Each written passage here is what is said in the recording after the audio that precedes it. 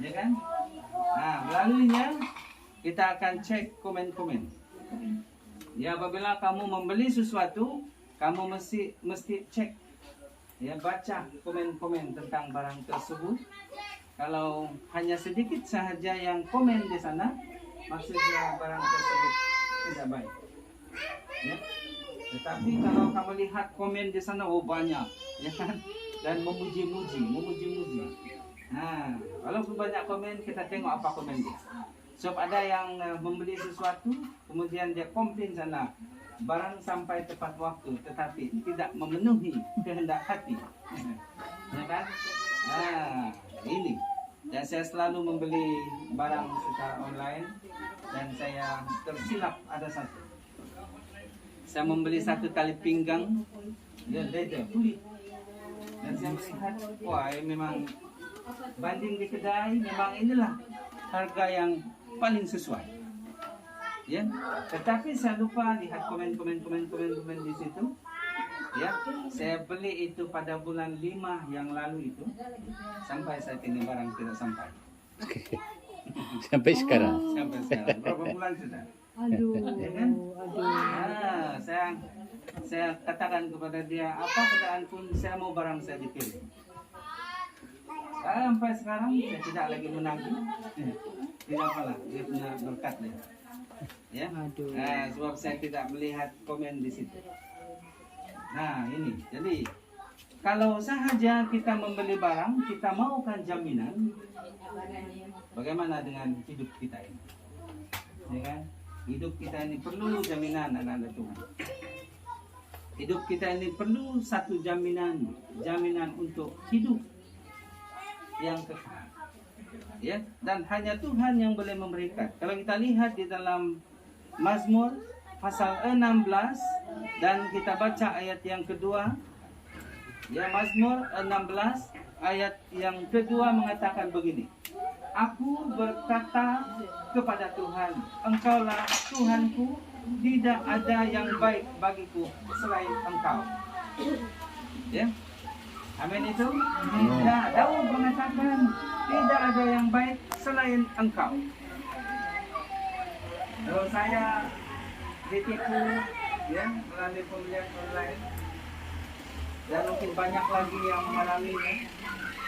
Namun ada satu yang boleh memberikan satu jaminan yang baik, yang lebih baik daripada jaminan yang ada di dunia itu. Ini, yaitu Tuhan kita, Allah yang disembah oleh Daud, bahkan Tuhan yang kita miliki ketika ini.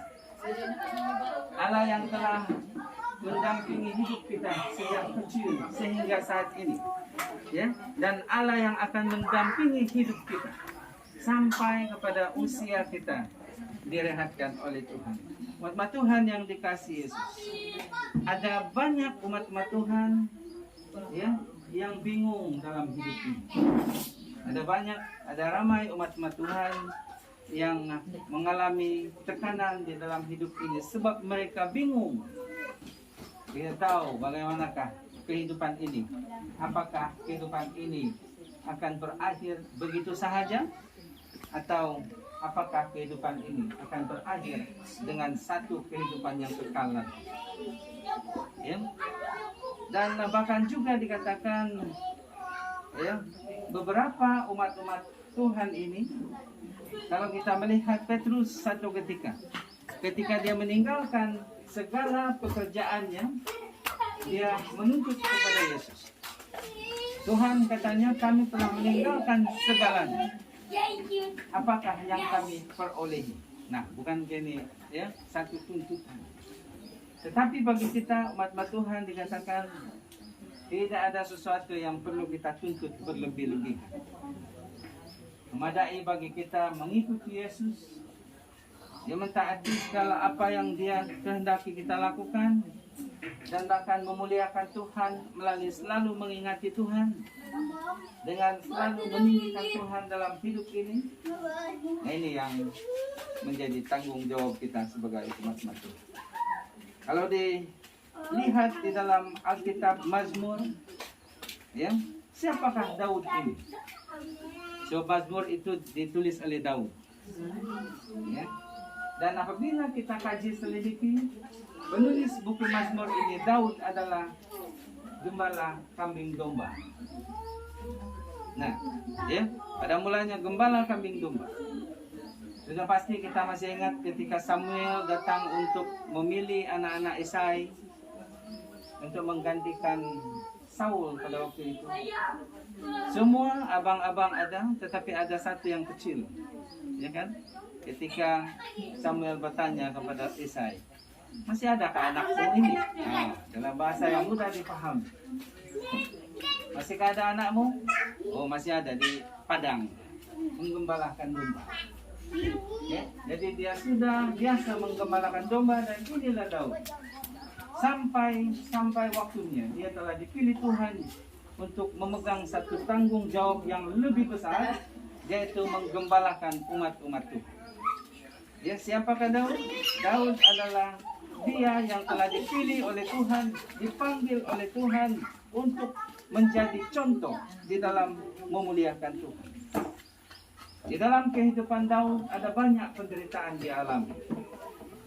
Ya, sejak kecil dia dibuli-buli oleh abangnya. Ketika dia sudah besar dan dalam melangkah kepada pengambil alian dalam tugas untuk memimpin bangsa Israel, dia mengalami tekanan daripada Saul dan dia diusahakan untuk dibunuh. Bahkan ketika dia duduk di takhta pada waktu itu, ya, musuh-musuh daripada dalam dan luar datang untuk melakukan kejahatan kepada dia. Bahkan di dalam keluarga Daud, ya, Absalom anak sulungnya berusaha untuk membunuh bapaknya, sehingga bapaknya, yaitu Daud, meninggalkan istana dan berlindung di suatu tempat. Inilah kehidupan Daud ini. Sejak kecil sehingga ke usia yang tua, dia selalu dipersulitkan oleh keadaan. Tetapi apabila kita membaca apa yang telah ditulis oleh Daud, sebagaimana ayat yang telah kita bacakan tadi, yaitu di dalam Mazmur pasal 16, dikatakan Mazmur pasal 16 ayat 2, Daud mengatakan, aku berkata kepada Tuhan, Engkaulah Tuhanku, tidak ada yang baik bagiku selain Engkau. Dan Tuhan yang dikasih Yesus, bagaimana dengan kehidupan kita ketika ini? Apabila kita renungkan sejak kita mulai mengingati keadaan, ya biasanya itu usia 5 tahun, ada yang tajam dan ingatan, boleh ingat. 6 tahun boleh ingat. Saya usia 6 tahun saya masih ingat banyak hal-hal yang telah saya alami. Ya, belum saya sekolah. Dan ketika saya sekolah ada banyak lagi. Jadi di saat kita mulai dapat mengingati kenangan-kenangan lalu, ya, cobalah kita ingat apa yang kita sudah alami, ya kan? Tidak dinafikan bagi kita yang hidup dalam keadaan jauh daripada pembangunan pada awalnya, ya kan? Kita akan mengalami banyak tekanan-tekanan. Saya hidup di kampung yang terpencil. Sebelum Felda buka itu hutan gitu, ya. Dan kampung saya ke Pekan Lada itu sekitar 80 km masuk. Ya. Gravel pada masa itu ikut bot. Ternyata kalau dia sampai sana sudah ada jalan. Ini kerja kan sampai Pinjin. Saya sampai Pinjin. Ya. Nah, bayangkan saja pembangunan tempat kami lambat sekali. 108 km sampai Fajar. Sampai Fajar kan? Nah, jauh. Ya, tempat kami itu 80, kurang 80 km. Ya. Dan kami ketinggalan. Di Pekan sudah maju, ada lampu. Ya kan? Dia punya TV pun sudah bagus. Di tempat kami TV terlindung, pancaran itu terlindung. Bila dibuka ada hujan-hujan. TV hitam putih. Kesiannya kadang-kadang suara tidak begitu jelas. Dan banyak lagi. Ya, dan jalan raya pada waktu itu, wah, sangat mengganggu kebebasan ke sana dan ke sini. Ya, baru balap. Tidak ada kereta seperti yang ini sekarang. Ya. Nah, pada waktu itu sebelum ada jalan raya, kita naik boat. Tinggal ada tuh. Ini. Ya. Dan banyak lagi pengalaman yang saya ingat kembali. Wah, begitu pula pada waktu itu. Beruntung anak-anak pada zaman ini. Kadang-kadang kita berpikir gitu. Ya, nah inilah. Mungkin pengalaman saya dengan Anda, dengan saudara-saudara berbeda. Ya kan? Tetapi apapun kita sudah mengalami pengalaman-pengalaman, coba kita renungkan bagaimana pengalaman kita. Dan pada saat ini, kita katakan kepada Tuhan, puji Tuhan, sebab Engkaulah aku ada sehingga saat ini. Kebaikan Tuhan, inilah. Ya, Daud di dalam pengalaman dia, sejak muda sehingga tua, mengalami banyak tekanan-tekanan daripada dalam dan luar. Dan walau bagaimanapun, disebabkan dia selalu mengingati Tuhan, itulah yang telah menguatkan. Maka itu, maka Tuhan yang dikasih Yesus, pertama sekali kepada keluarga Pan Batini, ya, dan juga anak, bahkan kita semuanya, kita ingatlah kebaikan Tuhan. Dan kebaikan Tuhan inilah obat, kekuatan kita untuk tetap berdiri meskipun kita telah ditinggalkan oleh yang kita kasih. Tuhan adalah Allah yang selalu ada bersama dengan kita, dan Dia akan selalu mendampingi kita. Hanya perlu tenang dalam keheningan untuk menemukan kebaikan Tuhan. Ya, dikatakan di sini, diam, tenanglah, maka kebaikan Tuhan akan terpampang dan nyata.